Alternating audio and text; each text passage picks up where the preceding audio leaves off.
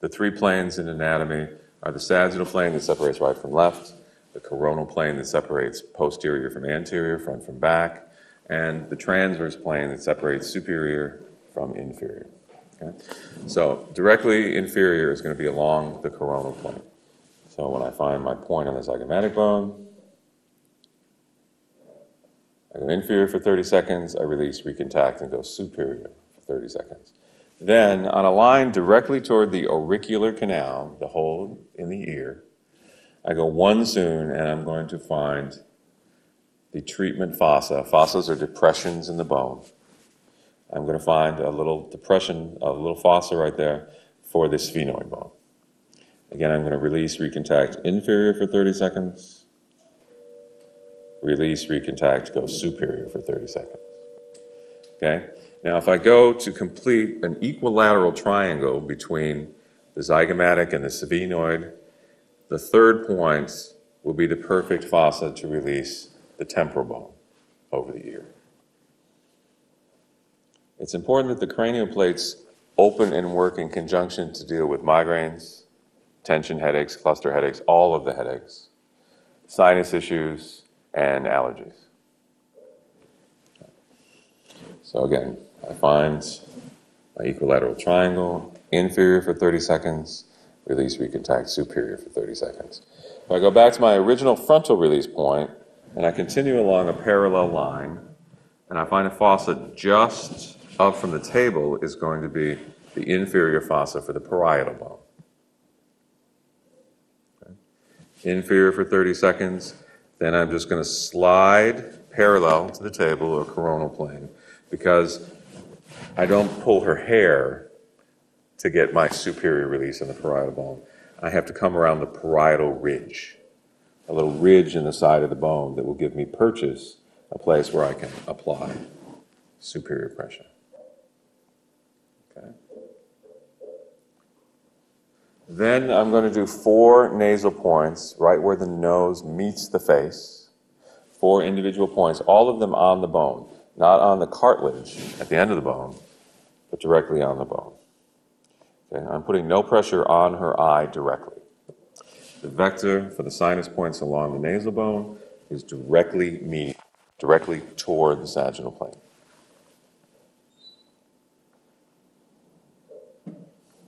I'm going to do 30 seconds on each of the 4 points.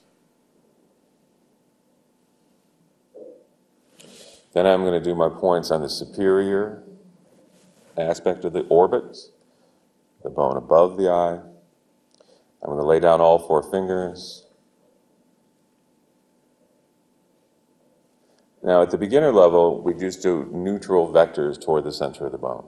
At intermediate, I'm going to rotate at each point I find a subo, because in advanced Shiatsu, we do an LVPD for every point we touch on a person.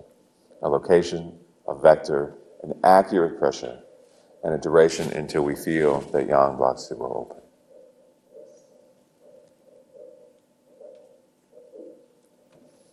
After doing the superior aspect of the orbits, I'm going to do the inferior aspects by taking the edge of my 1 or thumb, laying it across the orbit, and rotating till I find the yang block subo. Find an LVPD for each point. After I feel that open, I'm going to go on the inferior aspect of the zygomatic bone. Okay. Cupping around, it's approximately 4 points there. Then I'm going to do the maxilla, superior to the upper lip. And then I'm going to use cup between my fingers to check the mandibles, all the way up to the temporomandibular or TMJ joints.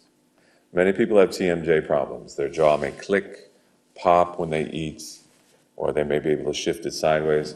This has a lot to do with allergies and headaches. Okay. Now, if she seems to have some tension in that TMJ joint, I'm going to ask her to slowly open her mouth while I watch her mandible, her jaw, as it opens. Because what will happen is the jaw will open and then it will shift to one side or the other, where I'm going to need to cross fiber to look for where that shift is to be able to deal with her TMJ issue specifically. Okay, would you open your jaw slowly, please? And close.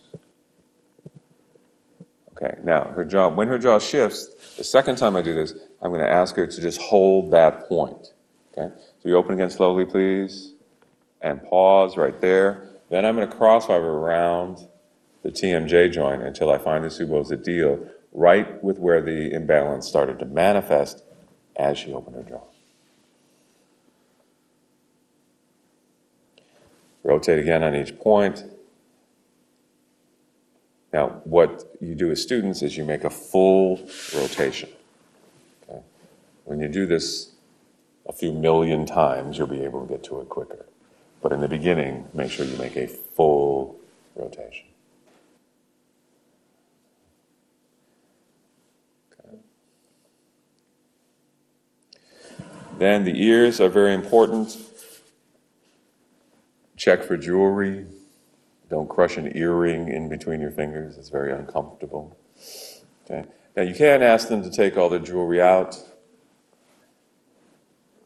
or you learn to work around it. Some people have a lot of jewelry and they don't like to take it out. There's no reason you can't work around it if you're careful.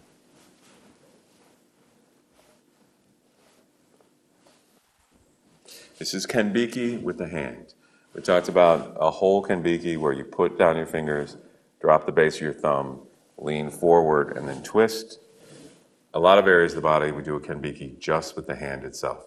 We put down the fingers, and then we actually lean with your body weight, and close the distance with your thumb, and then twist. Okay? And that's what I'm doing right here with your ears.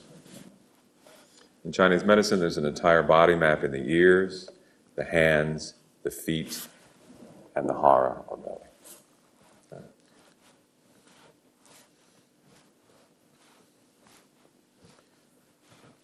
Now, one of the fun things with students is the next point we're going to do is the sinus clearing or qi exchange. Rub your hands together.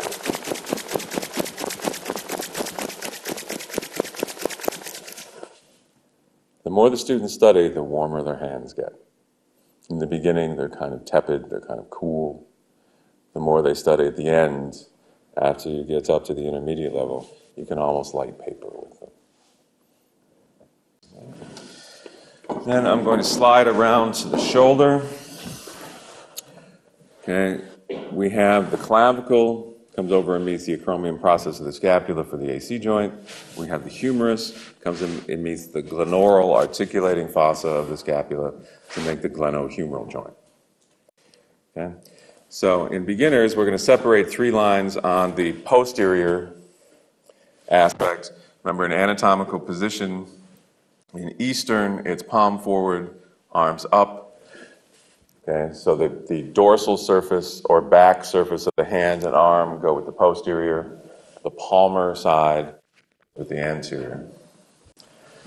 Okay, we're going to have a couple of rotations. We're going to learn about joint rotations, and the entire purpose of joint rotations is to help us find mini zones quicker. As we rotate a joint, it will move smoothly, and then it will come to a point where it feels thick or rough. Okay? So the first rotation I'm going to isolate her scapula on my underneath hands, or scapula lies right across my hand. Okay? This can be done from either, we want 2 positions to rotate. We want to be on either the superior or inferior. For the case of the video, I'll do the superior one because it's more photogenic. But you can do it from either area. The natural joint rotation of the AC joint is 45 degrees right toward the auricular canal, or the ear. So I'm going to be in position, and I'm going to do the rotation with my body weight. I'm going to do circles both directions and the infinity sign. What I'm looking for is any thickness, any clicks, or any pops in the rotation.